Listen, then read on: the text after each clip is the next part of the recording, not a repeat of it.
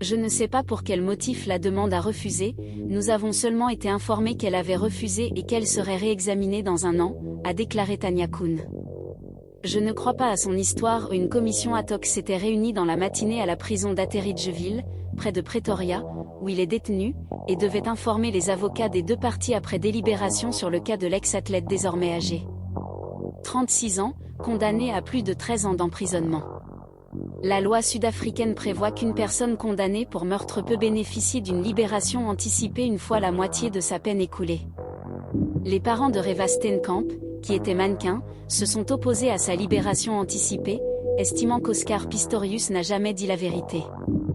Je ne crois pas son histoire, a déclaré mère visiblement affligée, June Steenkamp, au journaliste qui se pressait autour de voiture dans laquelle elle est arrivée à prison, pour participer à l'audience de commission.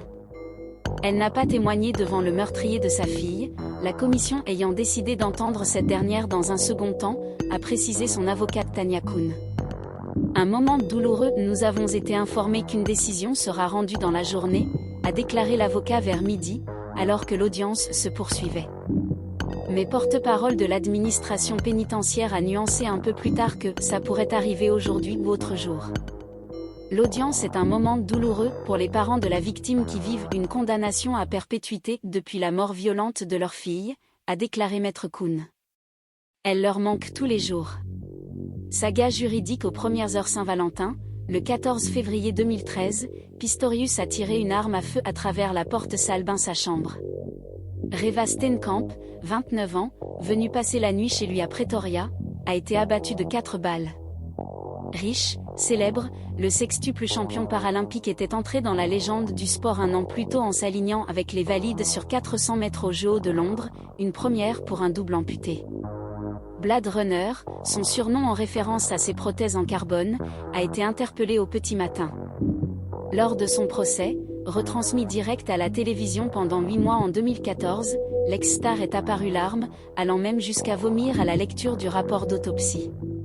La saga judiciaire tient les médias en haleine et le monde se passionne pour cette affaire hors du commun. Justice trop clémente, mais le parquet trouve la justice trop clémente et fait appel pour exiger une condamnation pour meurtre. En appel, Pistorius comparaît devant les juges sur ses moignons. Un psychologue appelé par la défense décrit un homme cassé. Il a été condamné à 6 ans de prison pour meurtre. Le parquet considère toujours la peine comme insuffisante. En 2017, la Cour suprême d'appel l'a condamné à 13 ans et 5 mois de prison. Lâché par ses sponsors, ruiné, l'idole déchue vend sa maison pour payer ses avocats.